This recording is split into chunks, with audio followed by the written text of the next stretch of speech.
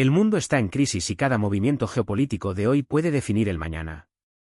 Mientras Rusia desvía recursos colosales para sostener una guerra que ha durado años, Europa se enfrenta a un cruel dilema: confiar en Estados Unidos o prepararse para enfrentar sola la amenaza rusa. Y en medio de esta agitación, declaraciones grandilocuentes, demandas financieras inesperadas y señales de que la verdad por fin comienza a filtrarse incluso en la televisión rusa. Vayamos a los hechos que no puedes ignorar. El jefe de la inteligencia ucraniana, Kirill Budanov, arrojó un jarro de agua fría sobre las esperanzas de quienes creían en un rápido acuerdo de paz.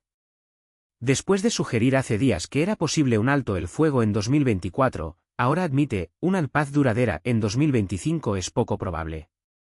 ¿Tu justificación? La estrategia del Kremlin es incapaz de lograr sus objetivos en el corto plazo y esto, paradójicamente, es lo que hace que el conflicto sea aún más peligroso. Budanov no oculta su preocupación: Rusia está quemando el 41% de su presupuesto nacional en esta guerra, una cifra que debería asustar incluso a los más optimistas.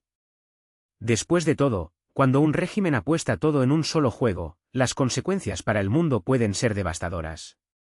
Mientras tanto, al otro lado del Atlántico, el primer ministro británico, Keir Starmer, se prepara para una tensa reunión con Donald Trump. ¿Tu plan? Centrarse en lo que realmente importa: apoyar a Ucrania, fortalecer la OTAN y las relaciones comerciales. Pero hay un elefante en la habitación: la conflictiva relación entre Starmer y Elon Musk, que podría convertir una reunión estratégica en un campo minado diplomático. Para empeorar las cosas, incluso los aliados históricos de Trump, como el ex primer ministro Boris Johnson, demuestran malestar con la política estadounidense actual. La sensación es que Estados Unidos está reescribiendo sus prioridades globales en un tiempo récord, una especie de perestroika 2.0, como la define el experto Vyacheslav Potapenko. ¿Y Europa? Se está viendo obligado a adaptarse a esta nueva realidad, ya sea ajustando sus políticas de defensa o reconsiderando alianzas que antes parecían inquebrantables. Se habla mucho de la responsabilidad de Ucrania en la guerra, como si la víctima fuera la culpable del ataque del agresor. Es como acusar a un nadador de provocar a un tiburón o a Estados Unidos de obligar a Japón a bombardear Pearl Harbor. Esta distorsión de la verdad no es solo cínica, es peligrosa. Mientras algunos intentan reescribir la historia, Eslovaquia da un paso audaz: exige que Ucrania devuelva los 3.500 millones de euros que envió como ayuda. Andrzej Danko, líder del Partido Nacional Eslovaco, no ahorra críticas: los franceses donaron menos en proporción a su PIB y ahora los estadounidenses quieren ser compensados con recursos minerales ucranianos. ¿Por qué Eslovaquia debería permanecer en silencio?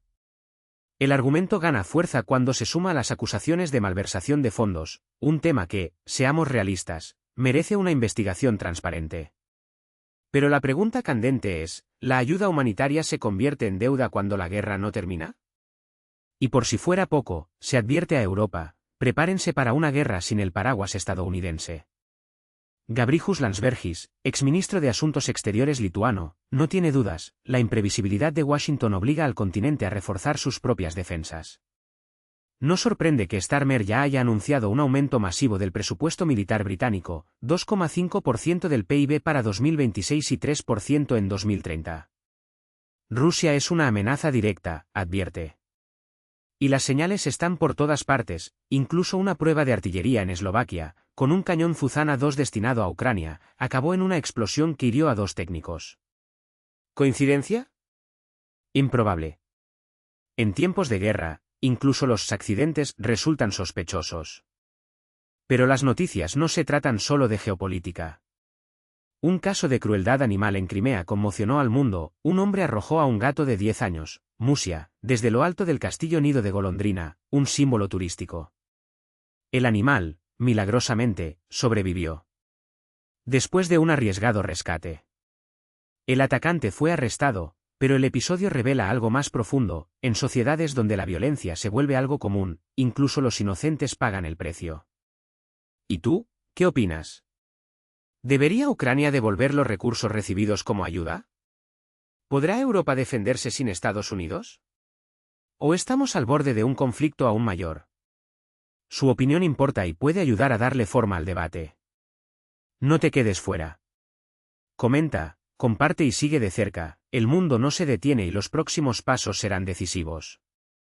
La propaganda rusa, conocida por distorsionar los hechos y manipular las narrativas, sorprendió al tocar, finalmente, un punto de verdad. No por casualidad, fue en el aire del Canal 1, la voz oficial del Kremlin, donde salió a la luz un raro momento de honestidad. Pero cuidado, cuando Moscú decide decir la verdad, siempre hay un objetivo.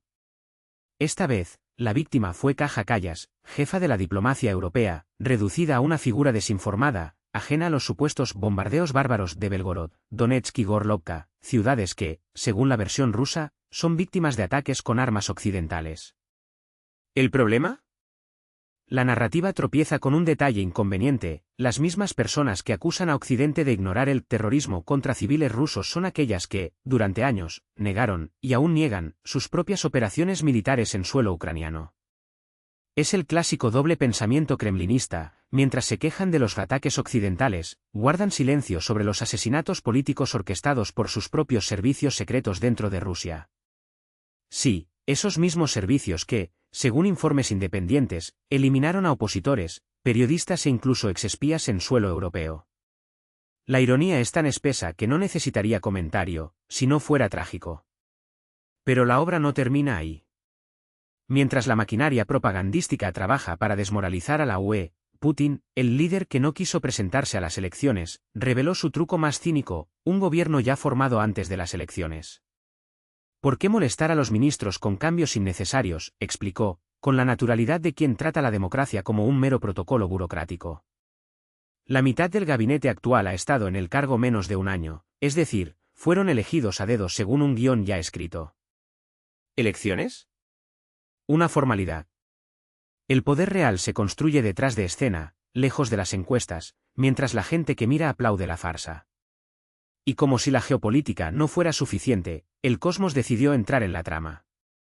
El Sol, indiferente a los juegos de la Tierra, expulsó la mayor nube de plasma del año, un fenómeno que, en otras circunstancias, podría paralizar satélites, derribar redes eléctricas y hundir a las ciudades en el caos. Esta vez, sin embargo, la Tierra se salvó por poco: el destello se lanzó en la dirección opuesta. Los científicos dan un suspiro de alivio, pero la metáfora es imposible de ignorar. Al igual que la tormenta solar que casi nos azota, la guerra en Ucrania, la inestabilidad global y las maniobras de los regímenes autoritarios son amenazas que se ciernen sobre nosotros, algunas visibles, otras que acechan silenciosamente, hasta que es demasiado tarde para reaccionar. Entonces, he aquí la pregunta que queda en el aire: ¿hasta cuándo vamos a fingir que estas crisis están lejanas? ¿Que las mentiras del Estado no nos afectan? ¿Que las elecciones amañadas, los bombardeos selectivos y las tormentas geopolíticas son meros ruidos de fondo? La historia no perdona la indiferencia. Y cuando llegue el próximo brote, ya sea militar, económico o ambiental, no habrá ningún lado opuesto del sol que nos proteja. ¿Qué opinas? ¿Rusia simplemente se defiende, como repite la propaganda, o estamos asistiendo al ensayo de un nuevo tipo de guerra, donde la verdad es la primera víctima? ¿Y tú? ¿Estás preparado para el día en que la tormenta literal o figurada cambie el rumbo de tu vida? El debate no puede esperar. Comenta, comparte y exige respuestas. Porque, al fin y al cabo, lo que ocurre en Moscú, Bruselas o Kiev no son solo noticias de otro país. Es el futuro que se está escribiendo. Con o sin nuestro consentimiento.